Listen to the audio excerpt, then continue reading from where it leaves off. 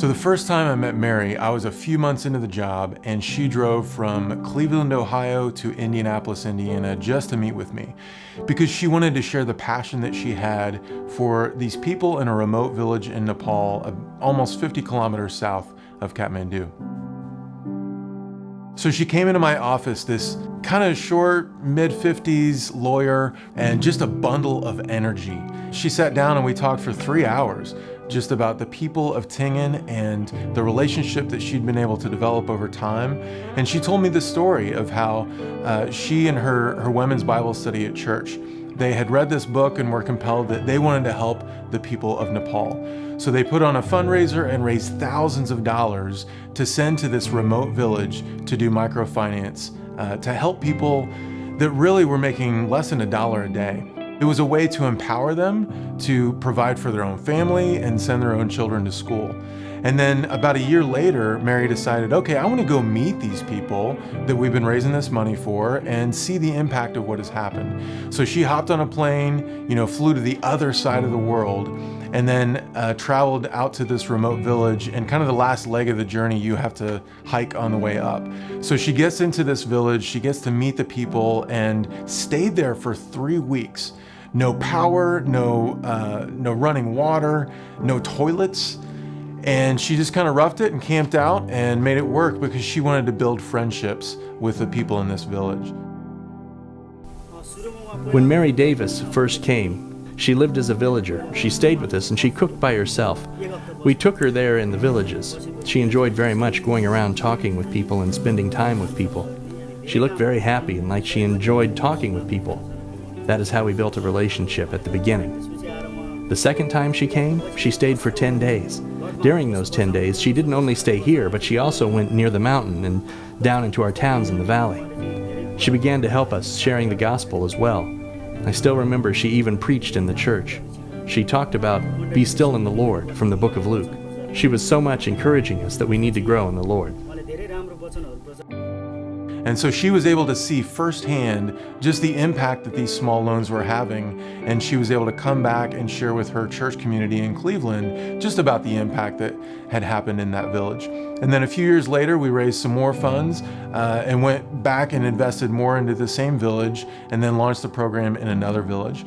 So it's just been amazing to see the impact that this one woman has had, both on this village and then the relationship that she built with Pastor Ratna and the church community that's there as well. And then she also sponsored a child through ServLife and was able to send this little girl to school, Sanu, whose parents, they have a job, but it just doesn't pay enough for them to send both of their daughters to school. So Mary was able to provide $35 a month to be able to send this child to school. Yeah, when Mary Davis came, and she was a very kind lady when she saw our children ministry here in Nepal, and she was really wanted to help more. And since then, she started loving Nepal. She went to Thingan and she saw the families, poor families, and I think it was her from the bottom of her heart.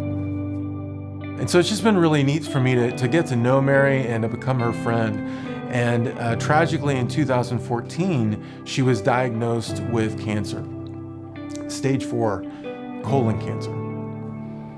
And so Mary shared the news with me and asked me to pray. But 4 months later, Mary was gone and she had passed away.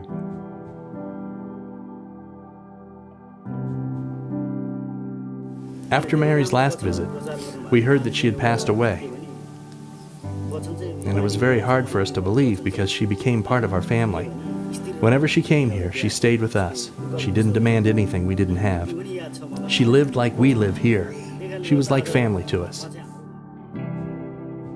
So the last time that I emailed with Mary, I kind of shared this passage out of Psalm 34. I will bless the Lord at all times. His praise will always be in my mouth. I will praise the Lord. Let the suffering listen and rejoice, and magnify the Lord with me.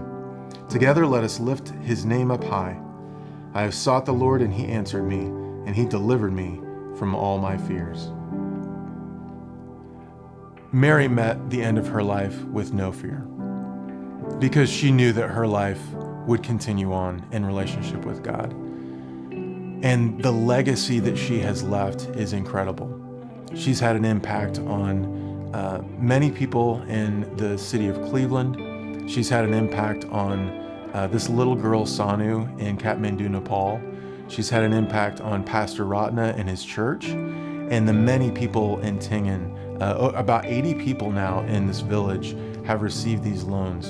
And we are on the last round of 13 families receiving these loans. And after that, we're going to pull the program out of Thingan because they no longer need it. Everyone has been helped, and everyone is making over $2 a day in this village now. It's incredible the impact that's been able to happen just in 7 or 8 years of this program operating, all because of one woman stood up and said, I want to make a difference.